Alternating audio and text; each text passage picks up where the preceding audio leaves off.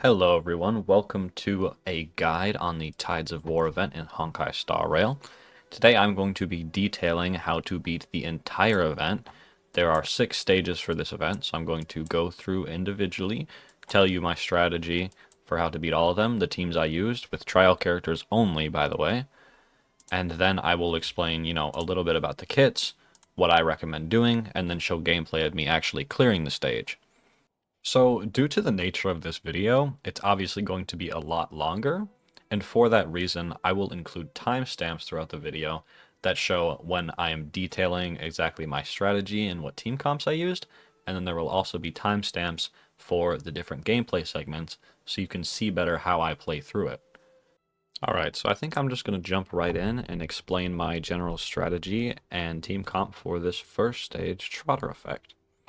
So, in every one of these stages, I will be going over how you gain the grit value, which is essentially the gimmick for each stage, and then the buffs on the side that you see where my cursor is, as well as going over a little bit on how to use the team that I'm suggesting to you.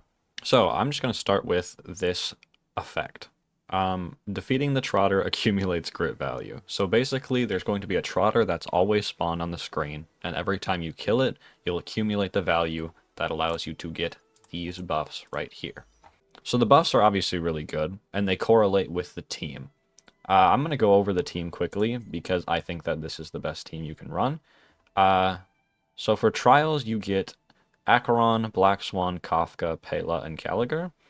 For this event, you end up dealing so much dot and break damage that I was pretty confident running a team without a sustain.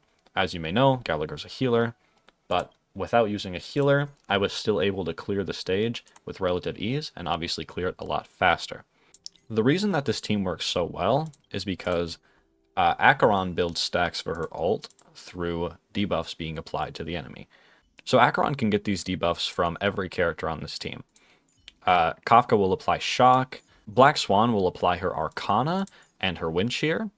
And then Pela will apply her Defense Shred through her ult. All of these debuffs will give Acheron more ult uptime, so you want to be sure to be getting as many debuffs on the enemies as humanly possible. That's why I prefer to run the Pela because of the defense down, as you saw from her ult. And I really just think that it's much more value than running Gallagher on this stage. Alright, so now that I've explained to you a little bit about the team comp, I'm going to go into the buffs, explain what they do, and which ones I think you should pick. So if you don't want to listen to all this yap, you could just pick these two. For this team comp, I think they're the best if you don't care what they do. I will explain what they do now. So for this one, the Trotters will receive extra damage. That's pretty much all it does. And then after the Trotter dies, other enemies will receive a stack of debuff that will increase the damage they take. So basically, killing a Trotter makes the big enemy take more damage.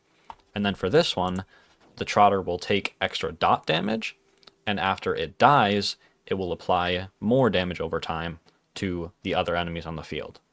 So since we're using Acheron as our main DPS here, I think that it is better to go with the top one, because then it is just increased damage, and Acheron will do even more. This second buff is a lot easier to explain than the other ones. It's either 100% ult damage or 50% damage over time. So since I want our Acheron to hit for the most possible damage, I believe that the ultimate damage by all allies is going to be the better pick. So I think that the top one is the best for both of them. So that being said, I would like to go into the kits a little bit to explain them if you don't know what they are. If you do, you can feel free to skip right to the gameplay segment. If not, I'm going to give a quick overview. So for Acheron, you are going to want to skill as often as you can because she will apply a debuff with this and gain more stacks for her ultimate. And her ultimate is the biggest part of her kit. Acheron ultimate is very important to her gameplay because that's where she gets all of her damage from. As you can see, the scaling on her ultimate is absolutely insane. She just does a bunch of damage, as you can see with these big numbers, whereas compared to her skill, it's almost nothing. So just try and get your Acheron ultimate up as much as possible. For Kafka, Her ultimate will trigger damage over time. Her skill will proc it. Her ultimate can also deal damage from the shock state that she previously applied through either her talent or technique. Her technique isn't relevant in this mode, as you can't use them, but the talent is when a teammate uses a basic attack, she will do a follow-up and apply the shock damage over time to said enemy. So with Kafka, you're going to be wanting to ult and skill as much as possible. Black Swan, her skill does additional defense reduction, so it's very important to be using her skill as much as you can. When you do, it's 20% defense reduction. So for her ultimate, she also makes your allies deal increased damage. So when you use her ultimate and skill, you're basically just dealing more damage to the enemies. So earlier I mentioned that using the skill is important for all three of these characters, and obviously you're wondering, how am I going to regain skill points? So that's where Pela comes in, because her skill I almost never touch. Her skill I would only use if it's going to get her to her ultimate, guaranteed. Instead, I would basic attack almost every time with Pela. Because you really only care about her ultimate because that's where the defense reduction comes from. The skill does not do anything like that. Her talent will also regenerate her energy. That's passive, you don't have to worry about that. So basically, you're going to want to be basicking with Pela a lot. For this specific team comp, I would say in order of most important to least important skills, I would say Acheron's skill is the most important, Black Swan's is the second, Kafka third, and Pela fourth. Okay, so that's the gist of the team. I think that with that knowledge, you can kind of understand what the characters do, and then you can learn from the actual video part. So that's about all for stage 1. Alright, so just jumping right into the gameplay, I'm going to go over my general strategy and what I would like to do. So as I mentioned earlier, my main priority for basics and skills is to try and basic as much as I can with Pela, and then skill with my other characters. So as you can see, I started the battle with just a Pela basic, and then used my other characters' skills and ultimates.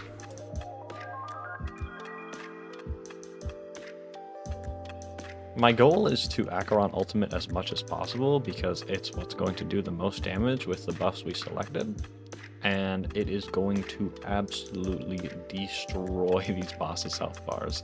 So going in with Pela ult, Acheron ult, just trying to get as much damage as I physically can.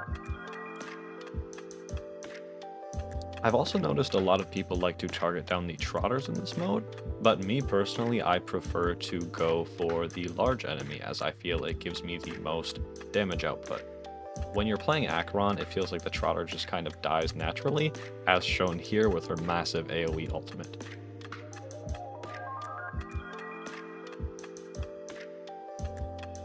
So right here I have to decide whether or not to use Kafka skill, and I decide to use Kafka basic, so that way I can use Acheron skill.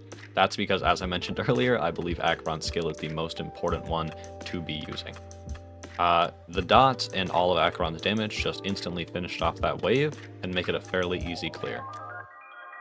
So I'm just going to continue to use the same rotation of skills and basics that I've been using, making sure to Acheron skill and ultimate as much as I can for maximum damage, and targeting the middle enemy to make sure that I hit him as much as I physically can.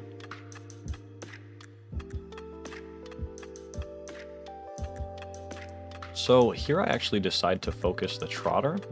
That is simply because I believe that if the Trotter is at low HP, it's perfectly fine to target that instead to ensure that it will die and you can go up in grit value.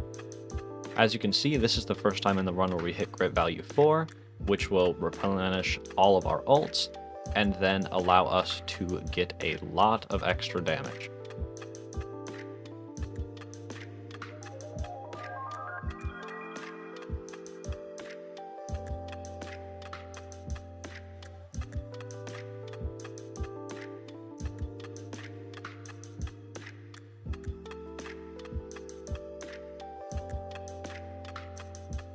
Another quick tip I would just say to try and pop your Acheron ult before you pop your Black Swan and Kafka ults. This is due to Acheron's ult building with debuffs, so when you apply those debuffs from those ultimates, it's much better to do them after Acheron's ultimate is over so she can regenerate more energy.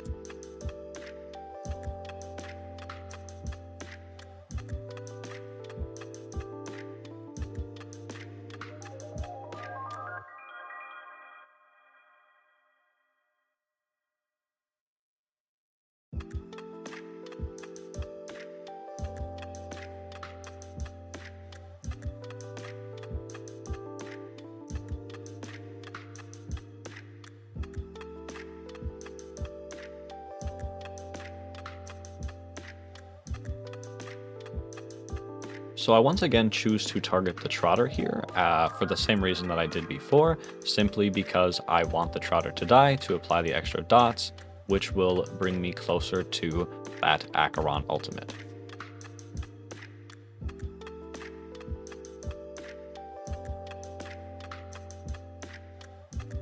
So with all the setup and extra debuffs from Pela and Black Swan, you can see that Acheron ultimate just did 1.2 million damage.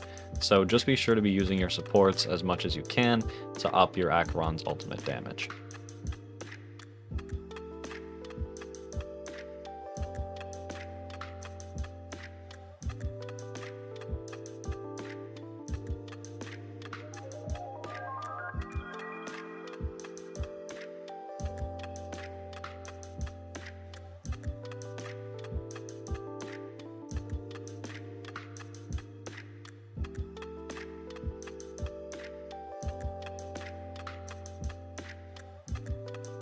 You're about to see some random text come on the screen right there. That is from my old video. I accidentally deleted my original recording file, so the only video file I have is the one I edited text onto. So, my bad.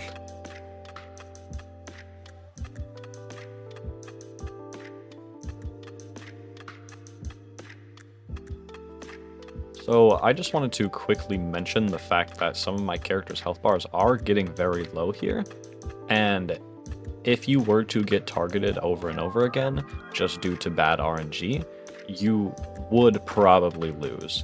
That's just a fault with, you know, an RNG-based system. Nothing I can do about that. I think my guide still holds up, but that is a downfall.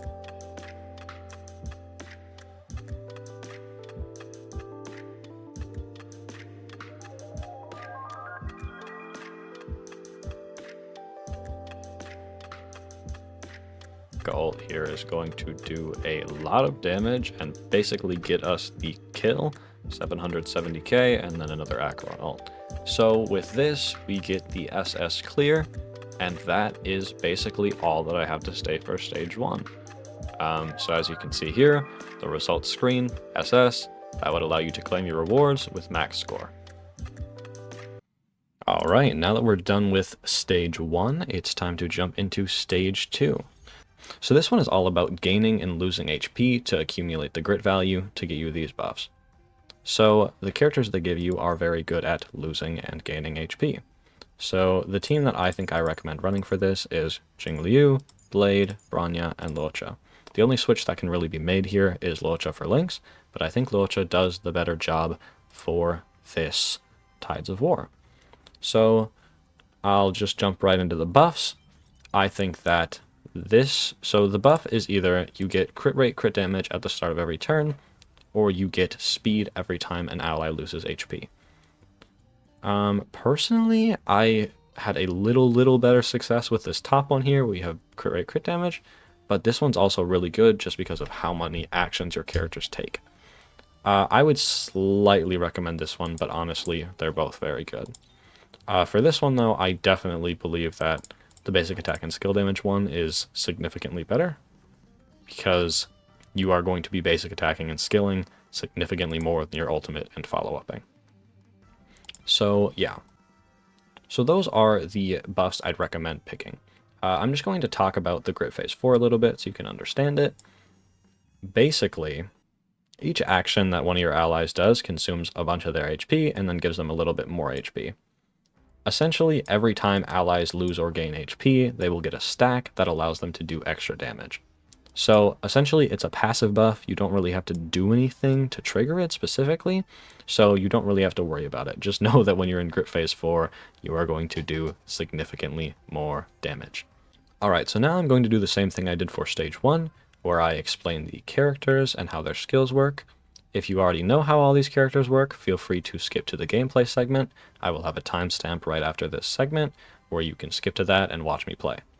Alright, so now I will dive into the characters and what makes this team so synergistically good. So the objective of this Tides of War stage is to lose and gain HP, which Blade and Jingliu both do. So if you take a look at Jingliu's talent, you will see that every time she does an attack, she consumes 4% of her allies' max HP, which is obviously losing HP, which is what you want. So you want Jingliu to constantly be in her transcendent state, or as I like to call it, the non-blindfold mode. And that results in her dealing damage to her allies and having a massive crit rate and skill damage buff. So for Blade, he does the same thing, or a similar thing rather, sorry, where his skill will put him into his Hellscape state, which will allow him to have his enhanced basic. And every time he uses his skill to put him into the Hellscape state, or his enhanced basic attack, he will take some of his own HP away, which triggers the grit value increase. Bronya is obviously a buffer. She brings the ally that you select's action to the very front, so they move right after Bronya, and then her ultimate will increase all your allies' attack and their crit damage for 2 of Bronya's turns. For me, this entire time I skilled Jingliu because she does significantly more damage than this Blade. That is just simply due to how these builds are within the trials, and also just Jingliu being a higher DPS character. So I think that always skilling Jingliu is the better idea. For Luocha, the basic game plan is to basic attack every single turn he's on the screen. Because you always want to be skilling with Jingliu and skilling whenever you need to with Blade and always skilling with Bronya, you're basically going to be kind of low on skill points because Jingliu and Blade are both pretty SP positive, but Bronya obviously isn't. So you're just going to make up for that by basicing with Luocha almost all the time. His skill doesn't really do anything, especially considering you aren't too low on HP in this one, so I would recommend never even touching it. He does have a, I'm sure you'll notice when you're playing him, but he has a little number thing that says 0 out of 2. When he heals an ally automatically, or he uses his ultimate, he will gain one of those stacks. So you basically just want to try and get the field up, so whenever you have Luocha's ultimate and you see that it still says 1 out of 2 or 0 out of 2, pop it to get his field up. Because every time an ally attacks while his field is up, they regain HP, which will help trigger the stage buff. So yeah, that's a basic overview of why this team works and what your general game plan is going to be with them. I'll talk a little bit more in depth about it during the actual gameplay segment, but that's about all I have to say for this.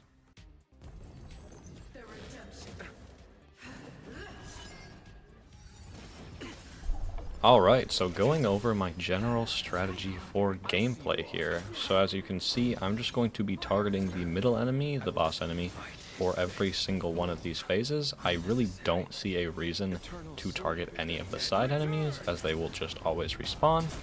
As you can see, I am going to go with my thing I mentioned earlier of skill with Jingliu, and then skill with Blade, and being sure to basic with Luocha. I also think it's important to always skill Bronya, or sorry, with Bronya, always skill Jingliu. Another short note is that when you're using Jingliu's ult, if you don't already know this, of course, it will do significantly more damage when she's in her non-blindfold transcendent state. So if you want to get damage from the ult, make sure that you are popping it during her transcendent state. This battle is lend me your strength. We've entered the storm. To guard and defend. Crush them. All will be revealed in lunar flame. Eternal sleep is not the end. So I did just mention that Jingliu's ultimate does significantly more damage when in her transcendent state, but if it's going to take a long time to get into your transcendent state before you can ult again, I recommend just doing the Jingliu ult, because the Jingliu ult will give you 1 stack towards your transcendent state, so I do think it's a good investment, especially when you first hit the 4th grit value. Repay. Fail to set you.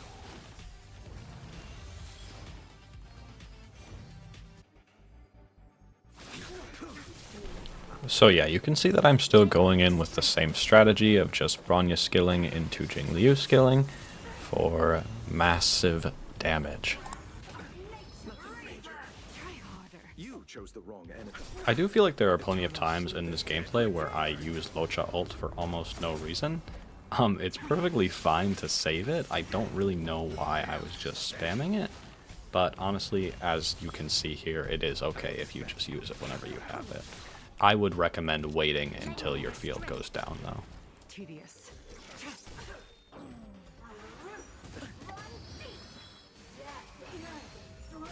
Stand down. Blade of Moonlight. All will be revealed. In Lunar So here you can see just how much grit value you get from Jingliu attacking.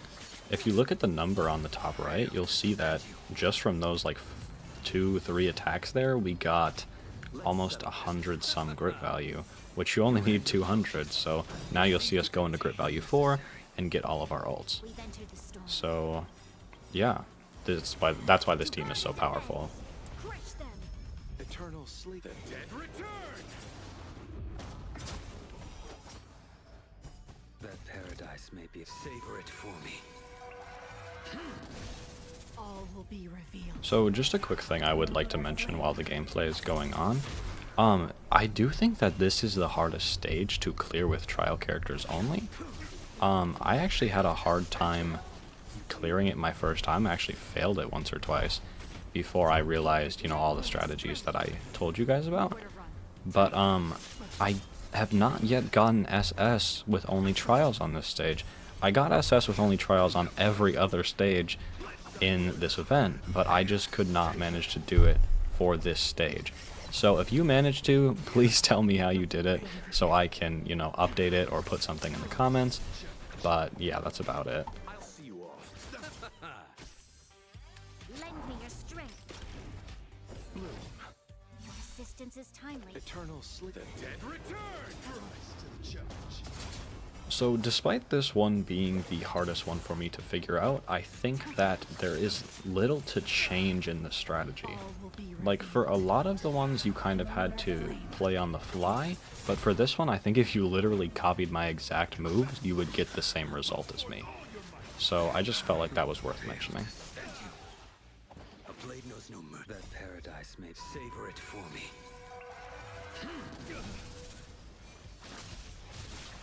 Let's settle this. Challenge. So once we hit grit value 4 here, it's basically game. This is the order that I like to pop my ults in, by the way. I prefer to go Bronya and then Luocha into Blade and then Jingliu, if it really matters to you. Paradise may be But eligible for yeah, the getting into grit 4 is kind of just game over.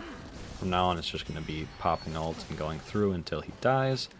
Lend me your I managed to get this clear with 1 cycle remaining, but you don't even need to do that. If you get it with 0 cycles, you'll still be able to claim all the rewards. Rise to the challenge. Blade of Moonlight. I will dispatch you. I'll see you off. Fail to send you. Pledge thy loyalty. Confess. Well timed. troublesome. Bloom. Your assistance is timely. Lend me your strength. Yeah, so that's about it for this gameplay section. I hope that that was able to help you out, seeing my strategy throughout it. So I'm going to go on to stage 3 now. Alright, on to the next one, that being the 3rd stage, Supreme Leader. This one is centered around using your character's ultimate as much as humanly possible. So they give you characters that will allow you to regenerate energy, namely Tingyan and Huohuo, and then a character with a good ultimate like Imbibe de Lune or Argenti. In my opinion, this stage is a lot easier with Argenti than Imbibe de Lune, just because he has a very low cost ultimate that is easy to spam to get you into the grit value 4. So I choose to go with the Argenti Tingyan Sparkle Huohuo, and that was able to get me an SS clear. So I think it's pretty good. Alright, so first I'm going to go over the buffs really quickly. There is one where when your second ally uses a ultimate the ally positioned first gets a massive damage buff and a lot of energy. Or there's the second one, where when any ally in your team uses their ultimate, they will give a smaller amount of energy and a chance for a slightly smaller amount of damage dealt. Personally, I find this one to be the most beneficial because then I feel like I get value out of every character's ult on my team. So that makes me want to choose the bottom one because then every time I pop an ult, it makes me feel like I'm getting good value. And then for the second one, it's either a 100% attack increase or a 25% increase in energy regeneration rate. And I don't think that this one is even a question. I think no matter what team comp you're running, you should pick the ERR for this one, just because of what sheer value you get out of 25% ERR. So those are the buffs that I'd recommend. So for the Grit Phase 4 buff, it will increase the damage of the first person in your team by 300%, which is a big margin, that being Argenti on our team. So you're always going to want to have your DPS in your first slot for this one. And then every time an ally on your team uses their ultimate, it will advance your first character's action all the way to the front. So you can do another skill and then build more energy. Alright, so that's about all I have to say for the buffs. Now I will go into reading the kits. If you already know them, feel free to skip to the gameplay section. And if you would like to hear my explanation, I will start that right now. Alright, so to explain the general gameplay strategy and kits of these characters, I will just quickly go over them. So the reason why I feel like Argenti is so good for this mode is because he has the lowest cost ultimate in the game, that being at 90 energy, whereas someone like Mbappe de Lune has a 140 energy cost ultimate. So to get into Grit Phase 4, you have to use their ultimate. Therefore, being able to spam such a low cost ultimate allows you to gain that grit value very fast, get into the grit value 4, and then have that big damage spike and the ability to gain energy even quicker. Ting Yun is good for obvious reasons on this team. Her ultimate is a energy regeneration for the character you selected on, and that would obviously be Argenti in this. And then her skill is an attack increase that will remain for a lot of turns. Sparkle is good here, not for any energy reasons, just because her skill increases the crit damage of Argenti, and then advances its action 50%, which will usually bring him to the front. And then her ultimate will replenish skill points, so you're able to skill a lot more with your team. This whole combo results in you being able to skill with Argenti every single turn he's on the screen, and still not have to worry about skill points. This is the only character that I think I really basic attacked with a lot. I feel like I switch between basic attack and skill on Huohuo and Ting Yun during my playthrough, just because that's how I was able to manage the skill points the best, and then I always skilled with these two. Huohuo is very good as well. Her skill heals, so you won't have to worry about running out of health if you look like you're going low, and then her ultimate gives energy, which is, you know, the whole theme of this event, and you get a big attack buff as well. So overall, this event is just oriented around absolutely buffing up the character you have in first. I really highly recommend Argenti just because he has that super low cost ultimate and it allows you to cook very quickly. So that's about all I have to say for this first bit here. Now we can go into the gameplay and I will talk a little more about my strategy there. Alright, so going into my strategy here, I'm going to make sure to always keep Ting Yun's skill buff up, always skill with Sparkle, and then make sure to use my low cost level 90 Argenti ult. So basically every time I get his level 1 ultimate, I'm going to be pressing it immediately. And just so you know, if you don't know, you can tell the difference between the level 1 and level 2 ult by the icon in the middle of his ultimate. It will either look like a rose that is not budded yet, or it will look like one fully in bloom, and when it's the one fully in bloom, that's his level 2 when he gets to 180 energy. So the one on screen right there is his level 1, you see this animation, and then you get your grit value.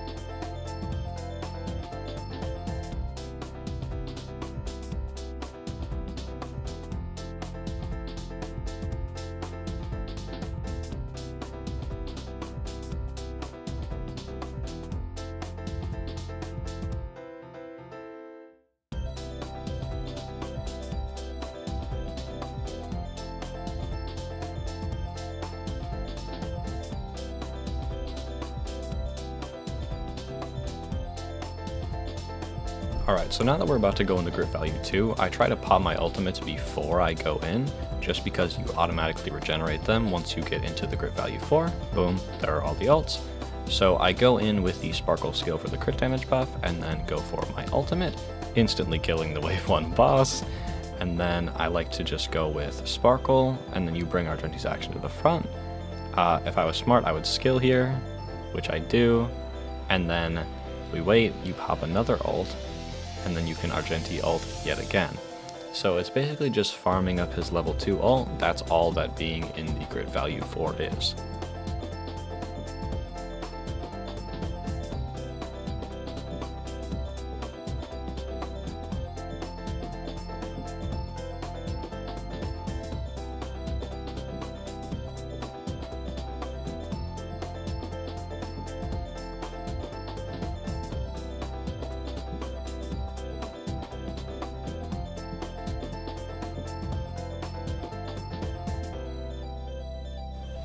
Alright, so I don't particularly have much else to add here. It really is just trying to farm up his level 2 ult as much as you can, and then popping your other ults when you have them to get him more energy. I do apologize for the fact that there is no in-game audio for this. Unfortunately, some of my recordings got messed up, and I just don't have the audio for them anymore. So, unfortunately, you're going to have to deal with the no audio Star Rail.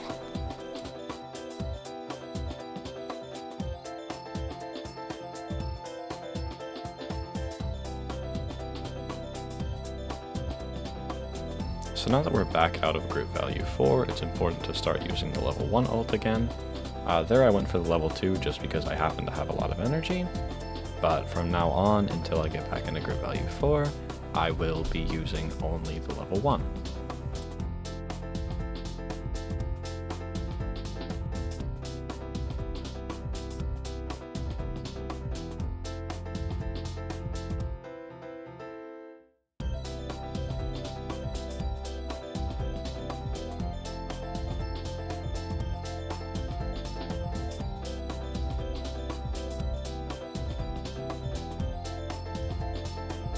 So now that we've popped a couple of ultimates, we are back into farm level 2 Argenti ult simulator, as I like to call it.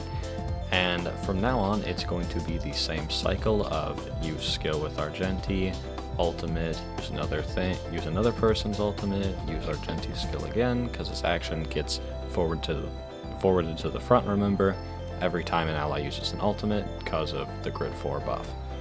So it's basically just the same strategy for the rest of the fight, so I'll shut up and let you watch.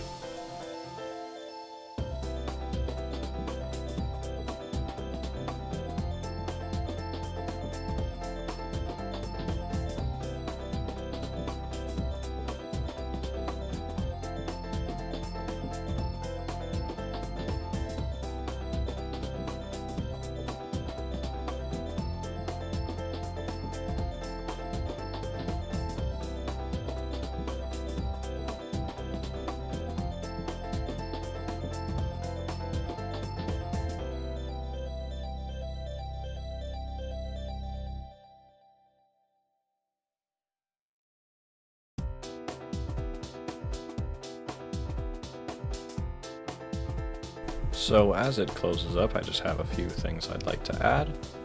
Just make sure that you're always skilling right after you ultimate while in grit phase 4. In this one, I definitely could have gotten an SS clear. I have done it before with this team, I guarantee you, and I know you can too if you play it right. In this video, you can see me clearing it enough to get all the rewards, but if you really want to pursue that SS clear, you're going to have to play it a little better than I did.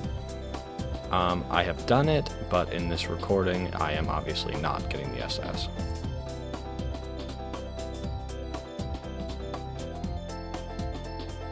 But as you can see, my King Argenti is about to absolutely clean up the end of this fight. As soon as we're in grit value 4, his next ultimate is going to completely shatter her health bar, and we will win. So, see, like right there, I feel like I definitely could have been better at skill point managing to make sure that I could have Argenti skilled to get the ult, but that's just the type of stuff that is only really important if you're going for in max clears. So there, final ult, nice little 400,000 to end the battle. So as you can see, I only got S, but it's definitely possible to get SS with this team. So that's about all for this one, and I will be moving on to stage 4 now. Alright, so now that we're done with the third stage, let's move into the fourth stage, Weakness Assault. So this one is all about Weakness Break. So you accumulate the grit value through either breaking an enemy's weakness bar, or attacking an enemy that already has their weakness broken. So because of that, plenty of people probably would have been like, hey, I'm going to pick, 2 of these and then a healer. But in my opinion, the best idea for this level is to just go with all in on the break. I think that since you're breaking so constantly, because that's the goal, you often don't even get hit when you're playing this stage, so you can perfectly play without a sustain, unless you are extremely unlucky and one character gets constantly targeted, but that almost never happens. Alright, so now to talk about the buffs. You either have one where every time you hit a side enemy, you will deal weakness damage to the toughness bar of the middle enemy. So basically that means that every time you hit a side enemy, the weakness of the middle one will go down. That's because in this stage, the middle enemy actually has weakness break protection, so you can't break them unless you use one of these special effects. So this one says that every time you break an enemy's weakness on the side, it will allow you to hit the middle enemy's weakness directly. I personally find this one to be much more effective, because then instead of having to target down the side enemies for most of the fight, you are able to just go right in on the boss after you weakness break one of the side enemies. So that's why I highly recommend picking this bottom one for the team comp that I have set. Going into the Grit Phase 3 buffs, there is one where every time you attack a weakness broken enemy, you will have a chance to deal more damage, and this one just makes enemies that have the weakness break take extra damage. So this one will obviously net you more damage if you win the chance, but if you are unlucky, you should just use this one. For me, I always just use this one, and I was able to clear it no problem. So I would recommend just doing this one to get rid of the gambling aspect of the gameplay. So just to quickly explain the Grit Phase 4 buff, basically every time you enter it, enemies will get weakness broken instantly, and then they will trigger a bunch of effects on them. And then while you're in this state, you have a bigger weakness break efficiency, so it's even easier to break the enemies, and then enemies that are weakness broken will take extra damage. So that's about it for the stage buffs and the team comp. Now is going to be the section where I explain the characters in detail. If you already know what they do, feel free to skip ahead to the gameplay section, and if you want to hear this, then I will go ahead and start that now. Alright, so going into the character details, the team of Shuai, Himeko, Ruanmei, and Silverwolf is all centered around breaking. So Shuai has Quantum Element, which every enemy in this is weak to Quantum, as you can see, and then they are also all weak to Fire for Himeko. So to quickly go into Shuai's kit, she has a skill that just does normal blast damage, and ultimate that does weakness break damage to any enemy type, but for this one it doesn't particularly matter because they're all weak to Quantum anyway, but it is a significant amount. She will reduce their toughness bar by 50-60%. And then her talent is a follow-up which she gains by dealing the toughness damage that she does so much of from her ultimate. So overall, Shuai is an absolute god at breaking the enemies, so you definitely need her on your team for this. The goal with Shuai is going to be either basic attack and skilling to get to your ultimate as quickly as possible. Alright, so now to go into Himeko, she has a skill that does blast damage, basically the same thing as Shuai. Her talent is also a follow-up, which is triggered by weakness break. So hers isn't her dealing the toughness damage, it's anytime an enemy on the screen gets weakness broken, she will gain a stack, and once she has 3 of those stacks, she will trigger a follow-up that hits every enemy on the field, dealing a lot of fire damage. And then her ultimate is just a big AoE attack of fire damage. So overall, she benefits from enemies getting weakness broken, and then doing more follow-ups, and then continuing to weakness break, and continuing to build the stacks. So with her, you're also going to be wanting to do basically the same thing as Shuai, and just basic attack and skilling until you have your ultimate, and you can weakness break. So to go into Ruanmei, she has a skill that increases her allies' damage and weakness break efficiency. So every time that you see the 3 dots under Ruanmei's name go away, you want to make sure to use your skill again to ensure that the buff is still active, because this buff is obviously very strong in a stage where you need to weakness break. So then her ultimate gives the teammates a damage boost, and also every time they hit an attack, it applies a debuff called Thanatoplan Rebloom. And basically that means that every time an enemy gets weakness broken, when they try to recover, they will get broken again and have their action delayed by a little bit. So as you can imagine, that extra damage and action delay is really powerful in a stage where you're trying to not get hit and deal as much weakness break as possible. For her talent, it's really easy to explain. It's just a 10% speed boost. That's basically all it is. So overall, her kit is pretty simple. You're going to want to be basicing most of the time until you have to put the skill back up, and then ultimating as soon as you have it most of the time. So yeah, let's move on to Silverwolf. So Silverwolf has a lot of debuff application and a fair amount of break effect as well. So Silverwolf has a lot of debuff application, and she can also do a fair amount of quantum break with her skill and ultimate. So Silverwolf's skill, as you can see, is a massive wall of text.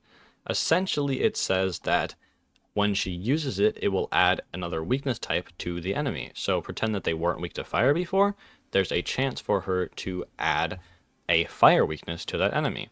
That's one of the big perks of Silverwolf and why a lot of people run her. Also, after she uses her skill, it will take increased damage from that weakness type.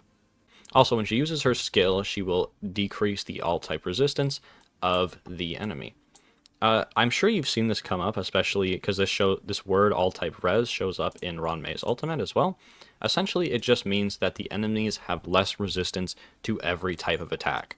So you don't particularly have to worry about it, just know that it means more damage.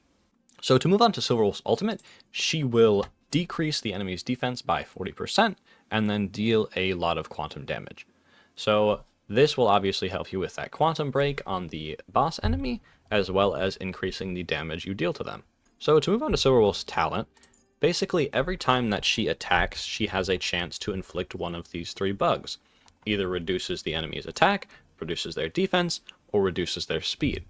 This debuff lasts for 3 turns, and then you would have to reapply said bug to the enemy. Okay, so just one little thing I want to mention before you are done with Silverwolf is that she has a light cone called Resolution Shines as Pearls of Sweat, and essentially this means that every time she hits an enemy, there is a chance to inflict another defense decrease. So that's basically all you need to know. Just know that sometimes when you see Silverwolf deal extra defense decrease, that's because of the light cone. So that's about all I have to say for this team. Now I will go into the gameplay segment and talk to you a little bit more about my strategy during that.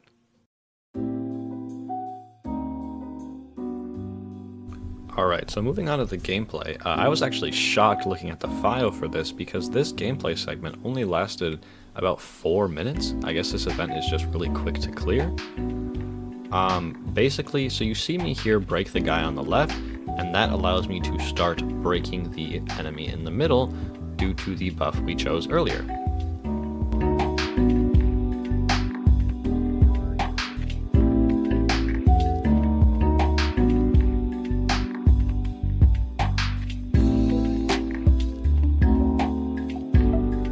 So here you see me trying to land as many breaks as humanly possible because you get more grit value through the breaks, and then you can build to that grit value 4 with the massive weakness break buff. So now that I am hitting the middle enemy with break as much as I can, we get the Ruanmei ult up, and now we have pretty much all the buffs we need for this stage to absolutely obliterate this enemy. As you can see, we did half his health bar right there, and that's without even being in grit value 4. So it's pretty insane. I mean, you even see the Silverwolf basic do like 20-30% there.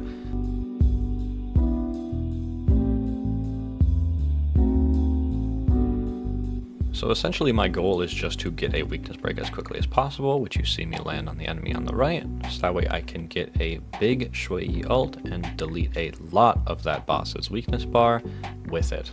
So boom, there's that. We get into grit value 4 here, regain all our ultimates, weakness break the enemy, and now we pop the Ruanmei ult for the big buff, and then you are going to see a lot of damage here through all these ultimates and follow-up attacks.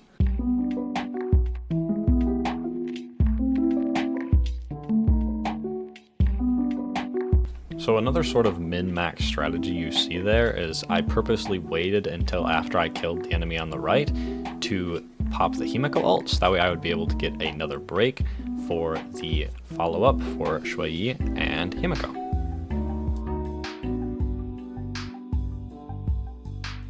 So as you can see, we are already on the third stage with 4 cycles still remaining. So now I'm just going to go in, try and get as many breaks as I can, repeating the process, and then trying to break Bronya and then do a lot of damage.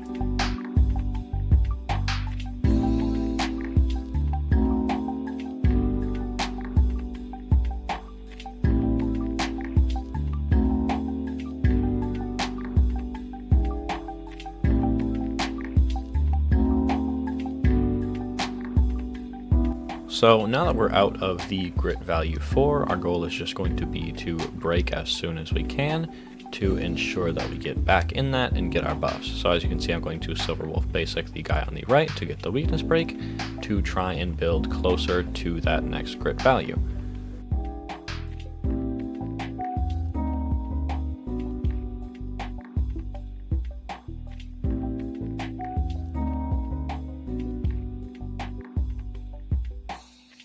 So as you can see, we are going to get this break with the Himiko ult, go into grit value 4, and then pop a lot of ultimates on this Bronya to land the kill. I do recommend going in with Silver Wolf ultimate first, because as I mentioned earlier, it has a 40% defense reduction and will allow you to do a lot of damage right here.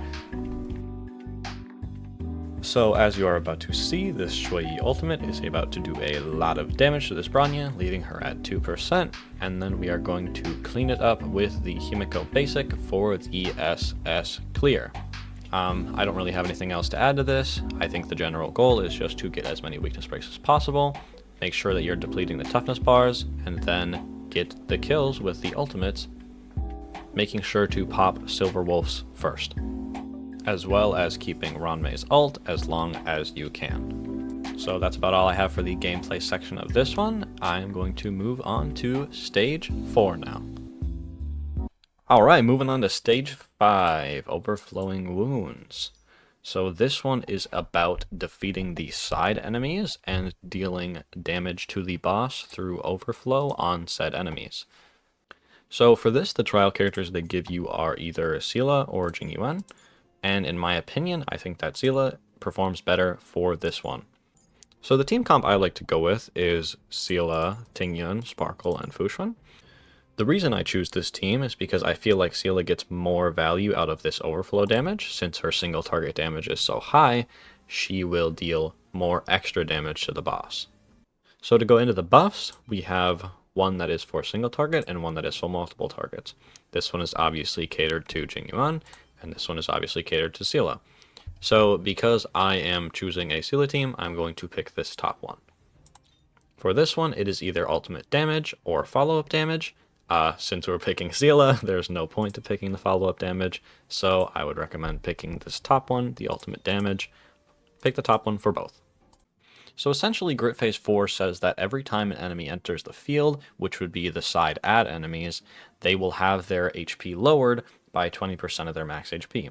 Also, all enemies on the field will take extra damage. So just to quickly go over my strategy for this one, because you are dealing overflow damage and trying to kill as many enemies on the side, your goal is essentially to never hit the middle enemy, which is completely different from every other stage. Basically, my gameplay ended up being I just spammed my Seele skill on the enemy to the left of the boss, and then constantly killed it over and over again until the middle enemy was dead. So that's about all. I'll explain a little bit more about my strategy when I'm actually in the gameplay. Now I will go into detail about the characters' kits and explain them a little bit. If you already know what the characters do, feel free to skip to the gameplay section, but if you don't, feel free to watch to learn how the kits work. So I am going to go into details now. So Seele is a hunt DPS, which means single target, and essentially her skill is just damage. She does a lot of damage to one enemy, and then her ultimate is also just a big damage on one enemy. So both of these are pretty simplistic, but the harder part of Seele's kit comes from her talent. So Seele's talent Basically, every time she kills an enemy, she will enter a buff state where she gets extra damage and takes an extra turn. So every time she kills an enemy, she gets to act again, and then you can target another enemy to kill them and deal more overflow damage in this stage. So the goal with Seele is to spam skill and kill the side enemies as many times as you possibly can, using a combination of her skill and the buff state skill. I didn't basic attack that much with Seele, but sometimes an enemy is so low on HP that you can basic to get that kill. So moving on to Ting Yun, I've already explained Ting Yun in this one, but I will quickly go over her in case you skipped to this part of the video. The skill just applies an attack buff to a teammate, and then her ultimate will regenerate some of their energy and then give them a damage boost. To move on to Sparkle, her skill is an action forward advance with a crit damage buff on the ally that she targets, that being Seele. So when you use Sparkle's skill, it will move Seele's action forward as well as give her a crit damage buff. So Sparkle's ultimate replenishes skill points for the team, as well as increases the damage dealt by all allies. Moving on to Fu Xuan, she has a skill which will make allies take almost no damage and give the damage to her instead, and then her talent will help her refresh her HP after she takes a lot of damage because she is siphoning the damage that her teammates take to her. So essentially Fu Xuan is a very passive character because she will just kind of be there and then make your characters take less damage. So you almost never have to use skill points with Fu Xuan. It's very rare that you would have to, use a skill because her ultimate will also help her work towards her HP restore count. So through the gameplay, you will see me doing a lot of basics with Fu Xuan and a fair amount of basics with Ting Yun, only using her skill when I need to refresh the buff on my main character. I skilled almost every turn with Seele and Sparkle. So that's about all I have to say for the characters. I am going to start the gameplay section now. Alright, so moving into the gameplay section, I'm going to talk a little bit about my strategy for this event. Essentially, for skill point management, we're going to start with Ting Yun's skill to give the buff to Seele, as well as Sparkle's skill to buff her crit damage. Then we are going to immediately target the side enemy, not the boss enemy. For the entirety of this gameplay, you are going to be targeting the side enemies and trying to kill them, because when you kill the side enemies, it will deal overflow damage to the boss. So after killing with that ultimate, Seele went into her buff state, as you can see, and now that she is in that buff state, she does increase damage to the enemies. So we were able to land that kill on the side enemy and deal that overflow damage. So here you can see me contemplating whether or not to use the skill point here, because I think that if I use the skill, I won't be able to use Sparkle. But then I realize if I kill with the skill, then I can basic with Seele, get my skill point back. I'm then able to pop my ultimate, get another kill, and then after this, I will be able to still use another basic. See, I choose basic there, so that way now I can use Sparkle's skill to move Seele forward.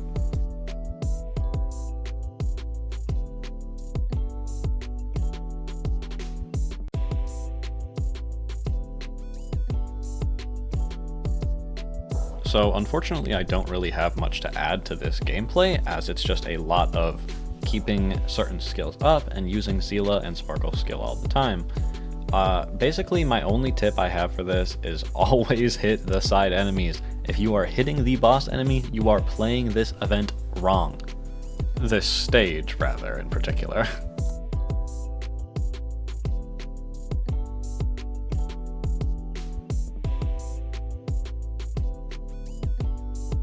So another short tip here, you can see that I chose to ultimate the lower HP enemy. That is because when you hit a lower HP enemy, obviously more overflow is dealt to the boss. So I always try to hit the lowest health enemy with Seele.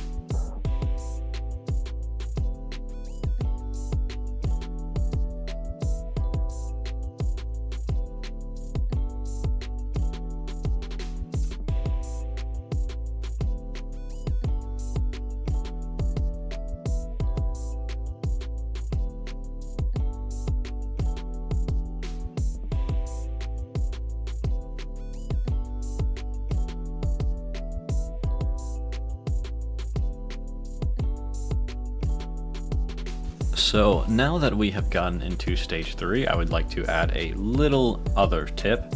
So when you are targeting the enemies for this attack, make sure you target the ones on the left, because if you target the ones on the right, you're not getting the weakness break as well, because the ones on the left are weak to quantum, but the ones on the right aren't. So targeting the ones on the left will actually give you a significant damage boost with your Seele.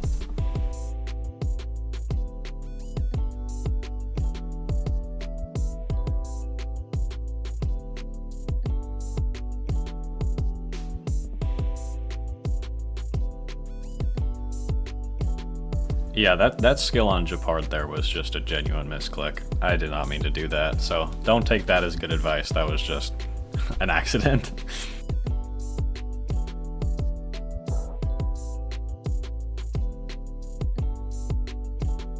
That I literally had 0 skill points, but then I was able to pop Sparkle ult and get all my skill points back to allow me to skill another few times with Seele. So just make sure to always pop your Sparkle ult when you have a little amount of skill points. Like right now I'm intentionally not popping the Sparkle ult because it regains 4 and I would only regain 2 right now.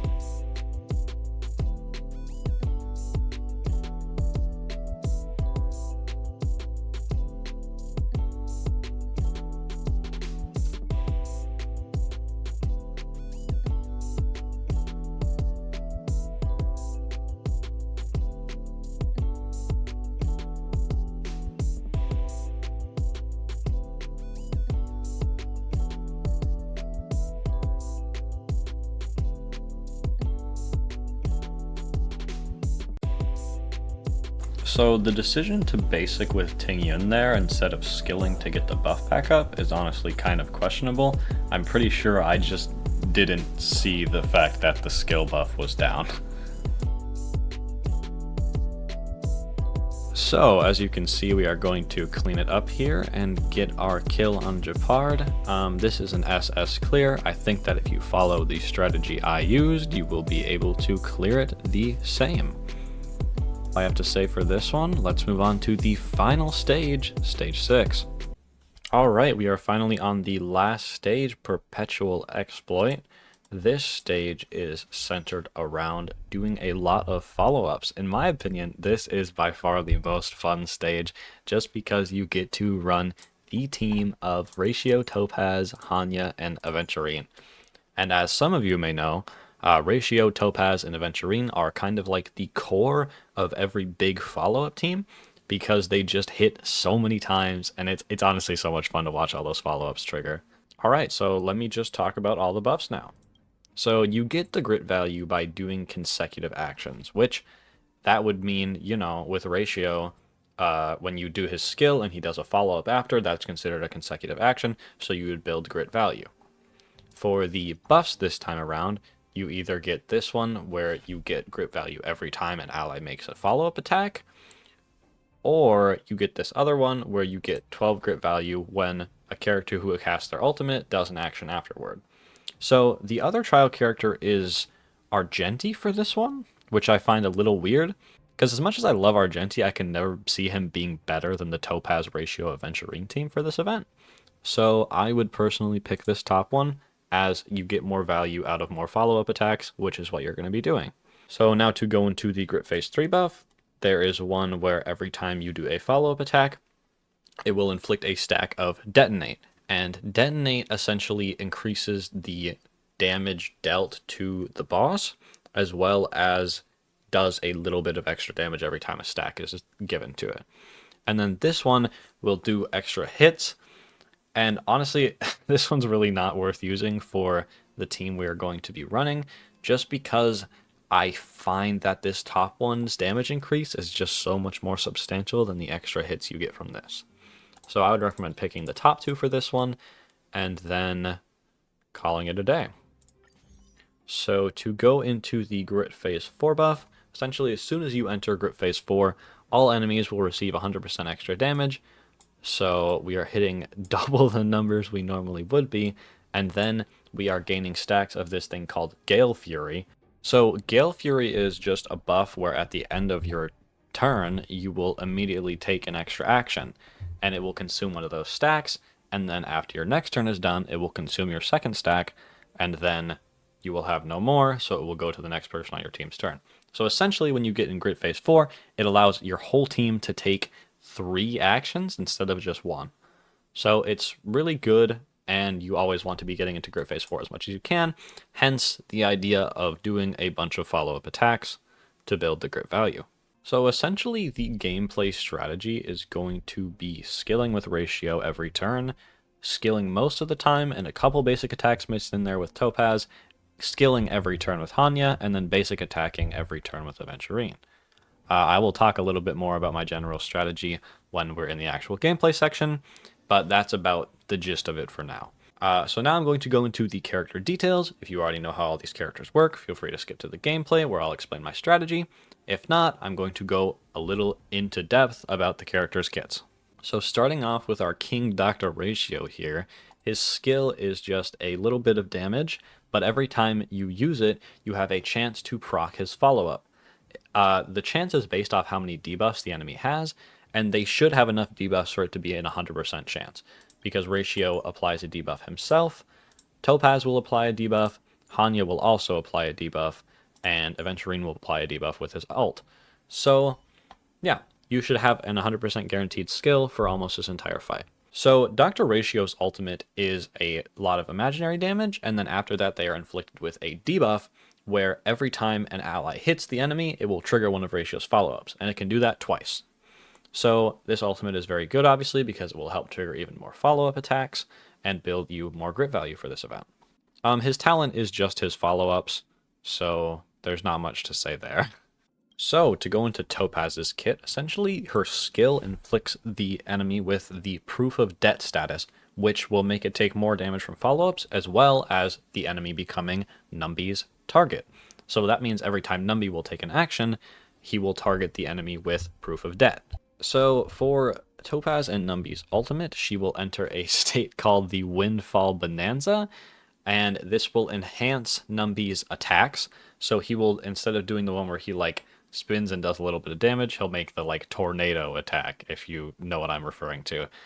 And also when she's in this ult, she gets a couple of buffs, and then Numby's action gets advanced more when enemies are hitting the Proof of Debt target. Numby gets 2 stacks of the Windfall Bonanza here, so he can do 2 of those enhanced follow-ups. So for her talent, Numby gets more actions every time that the enemies are hit with a follow-up attack. So it's definitely just a passive buff, but just know that when Numby takes more actions, it's because of all your allies dealing follow-up attacks. Alright, moving on to Hanya, her skill will apply a debuff called Burden, and then every time your allies attack the enemy, they will gain extra skill points. So essentially, Hanya's skill is a debuff that replenishes skill points for your team.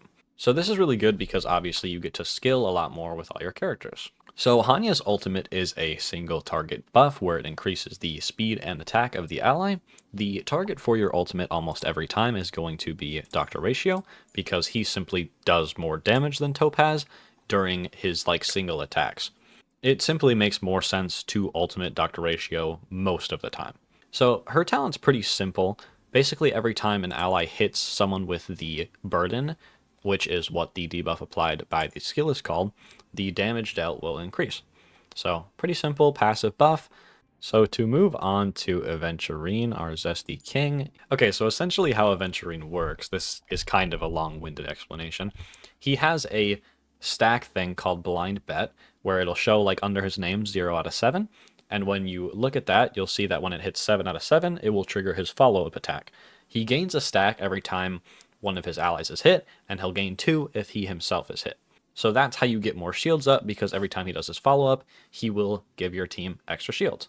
His skill will also give your team shields, that's all it does. It's just a shield for your whole team. So his ultimate is a big imaginary damage on one enemy. He will then gain either 1 to 7 points of Blind Bet, which will help him get to his follow-up.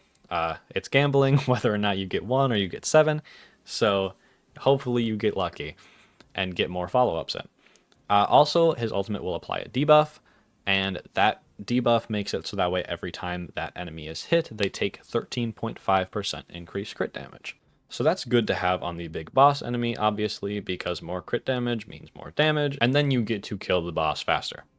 So that's about all for the team. Since Aventurine gains so much shields from his talent / follow-up, most of the time you never even have to skill with him. So for this, I found myself basic attacking almost every time Aventurine had his turn. I skilled every time with Hanya, I skilled every time with Ratio, and then sometimes I would sneak a basic attack in there with Topaz. So that's about all for the team. Alright, so now that we are done with the team, we can move into the gameplay. Alright, time to start the final Tides of War stage. So as you can see, we are going to start by skilling with Hanya, just like I said. Then we are going to basic with Aventurine, and skill with Ratio. So that is about the only time in the run where there isn't enough debuffs on the enemy for Ratio to proc his follow-up, because now Topaz's debuff will be on the enemy.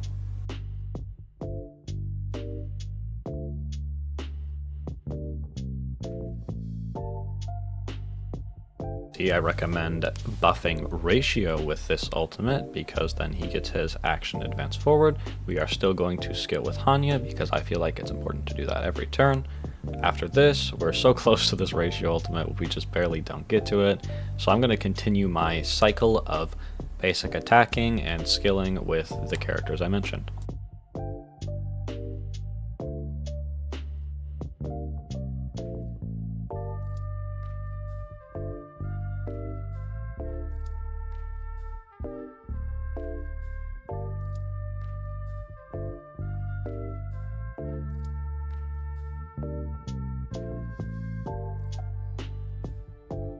So as you can see right there, we got a lot of follow-ups in because Topaz's follow-up was able to proc Dr. Ratio's ultimate, and now that just happened again. So now we are going to be able to pop this Topaz ultimate after she uses her skill, and then go into her enhanced state.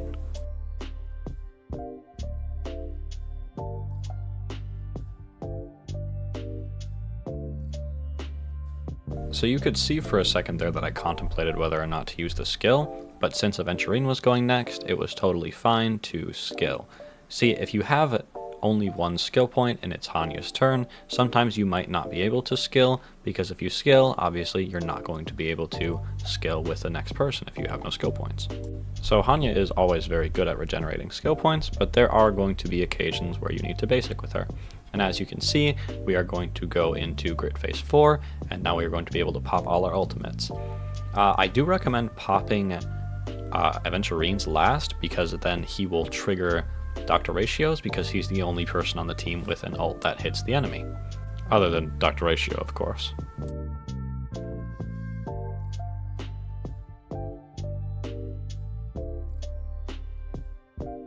So the only reason I even decided to Aventurine's skill there is simply because I had a surplus of skill points and felt that it would be fine to pop it to have the confirmed extra shield. Also, he is going to take another couple actions there due to the grit value 4 buff. As you can see, Hanya takes 3. I just skilled all the times with it because I don't really care to switch between basic and skill. So as you can see, now Ratio is going to take 3 turns. Boom, skill follow-up. Boom, skill follow-up. And then Ratio takes his last, 3rd turn, and then he gets another skill into follow-up.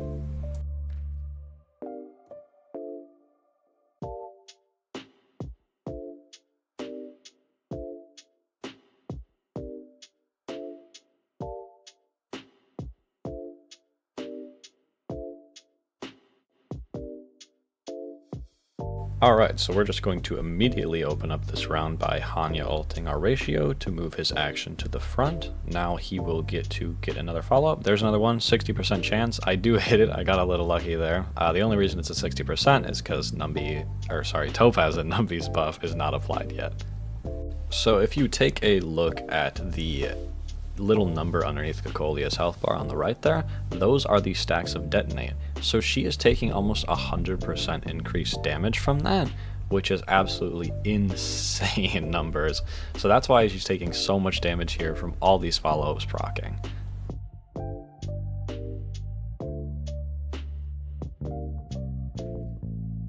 So as you can see, it has already hit 50 stacks of that detonate, so the amount of damage Cocolia has taken is actually increased by 100%, so we have double damage value at this current moment. So you can see me clearly showing it off because I was excited about how much damage we're doing. So I decided to go with a Topaz Basic to just move Numby's action forward and save the skill points. But as you can see, there are 2 cycles left, so we are going to clear this SS, which is pretty exciting. We are getting close to grit value 4, so once we hit that, all our ultimates will be refreshed. I chose to skill there with Aventurine, so that way you could get the extra energy to get him into his ultimate.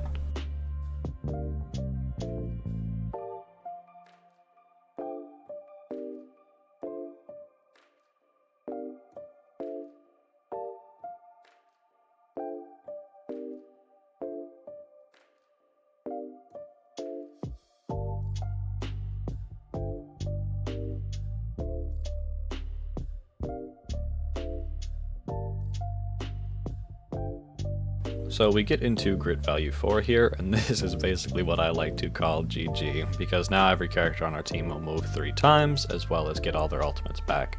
Okay, so I did, funnily enough, misclick there and buff my own Hanya. That was obviously supposed to be Ratio.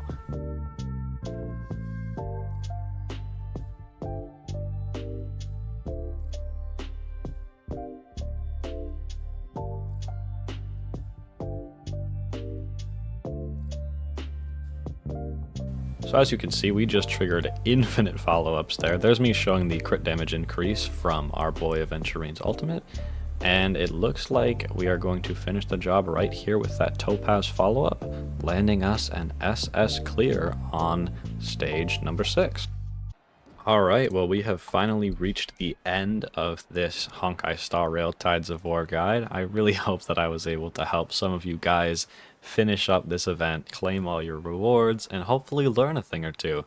If this guide helped you, I would appreciate you liking or leaving a comment, and yeah, thank you so much for watching till the end.